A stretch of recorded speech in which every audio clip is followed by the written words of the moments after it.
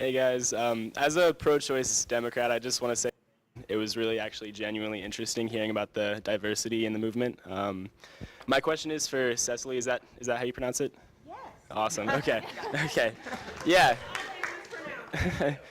Cecily, you talked a lot about women's reproductive health and maternal mortality rates. Sorry.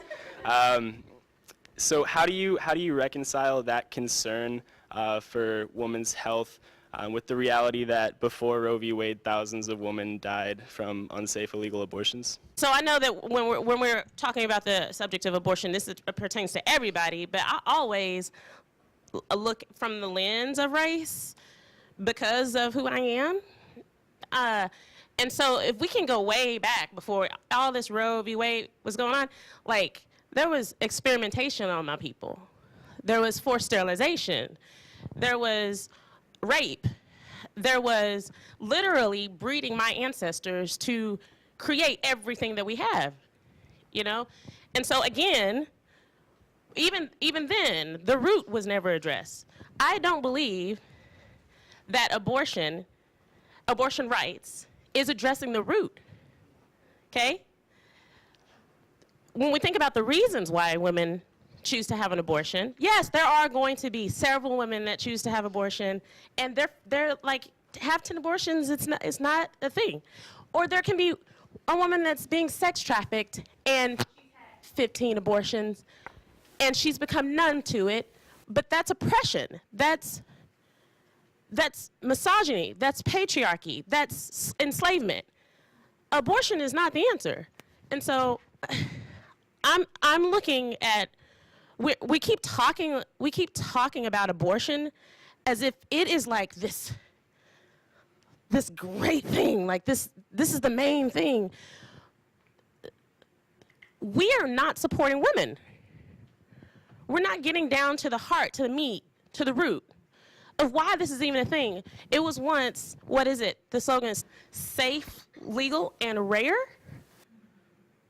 Now it's on demand without apology. Like it has become this thing that we uplift, and I'm like, no.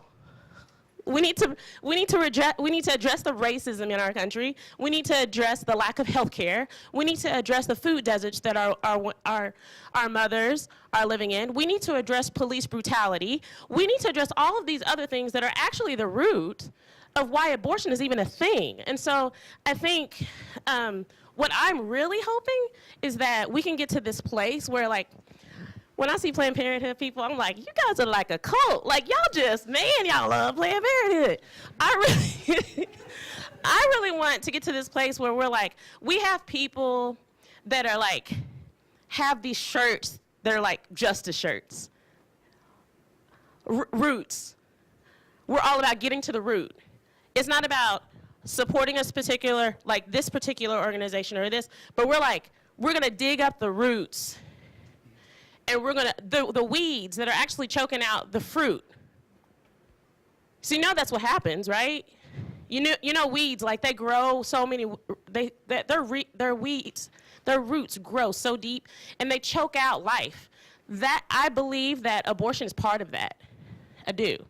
And I believe that all of these other systems in play, those are all the weeds. And the roots are just choking out the fruit of life. And I'm not talking about just the life of the unborn. I'm talking about life of women and men and families thriving and being happy about being pregnant, not being fearful of being pregnant. You know, being happy about having choices to birth on their terms, where they want to birth on their terms. We don't even have that. We don't.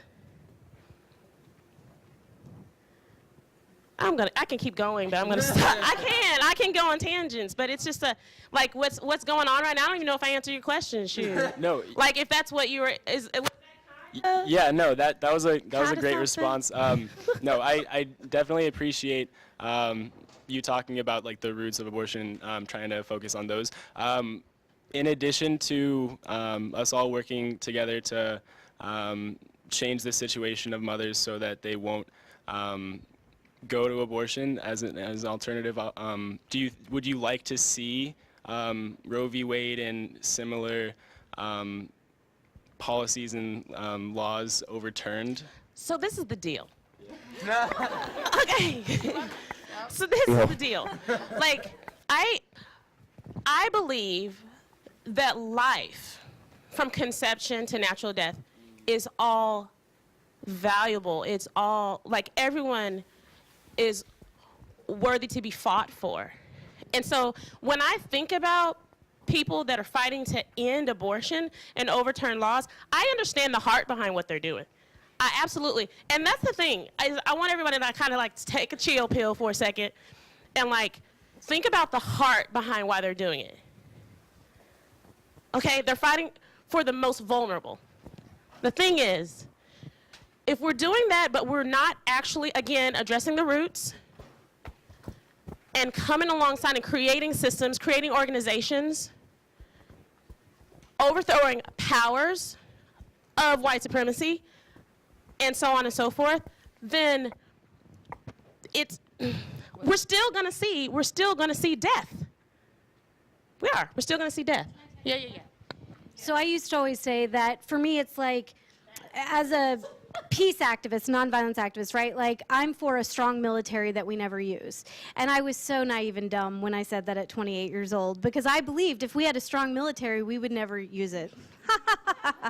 So I would also say things like, keep abortion legal, just keep the abortion clinics empty. It doesn't work that way, because when you have a mammoth that is built on abortion, and that is what it gets its profit from, it is going to go out and find abortion. It is going to make sure that it keeps feeding the beast. So when we have an abortion industry, whether we like it or not, and I think you guys are probably awesome kids. Like Albany was saying, most of the people I know who support Planned Parenthood, like, they truly believe they're fighting for women and they're doing a good thing. But at the end of the day, we have to understand it's a business. It's an organization where a big chunk of its bread and butter does come from abortion. And so we have to say, okay, you know, are we putting the cart before the horse? When it comes to, I was recently in Ireland and they had the coat hangers out and they said, you know, no more coat hanger abortions. And I was like, hell yes, high five. Like, I didn't mean I want to keep abortion legal. I was saying I don't want there to be any need for abortion, period. Like, I'm right there with you. Let's get rid of dangerous abortion. Let's get rid of back alley abortion. Let's get rid of abortion on Main Street for profit, which is what we have in our nation right now. Like, no woman wants an abortion. I truly don't believe that. It's not getting a massage. Like, it's a procedure, a medical procedure that's expensive and that a lot of times is fraught with emotion. So how do we address that and make sure that no woman has to ever even contemplate this necessary evil or this thing that she's become numb to? Like, if we can all kind of agree, the problem is that reproductive justice and feminism has become synonymous with abortion. When you say you're pro-choice, you get that means more than abortion, right? I mean, like, choice is a wide array. I recently became friends with a woman who works for the Texas Abortion Fund. So what they do is they actually help women who cannot afford abortion pay for their abortions. She's an awesome lady. We're planning on putting together an anti-racism panel. Like, there's a lot of stuff we can work on. This woman literally helps women fund abortions. But through forming a relationship with her, I started talking to her about the fact that we know that a lot of times the #1 reason women consider abortion is because of financial pressure. So if you're already experiencing financial pressure to the point where you can't even afford a $500 abortion, then I doubt those other options seem like true options to you. When you have no choice but abortion, that's not pro-choice. When we're talking about creating this post-Roe culture, we're not ready for it yet. As much as as a pro-lifer, I should say, yes, I want Roe overturned tomorrow so that we respect and protect all human dignity. I want to believe that in my heart. But if it were to happen tomorrow, I don't think we as a culture are ready, because we don't understand the humanity of the unborn person yet. And so people always say, well, it's like slavery or the Holocaust. It's these things that it's not. In my opinion, it's like jaywalking.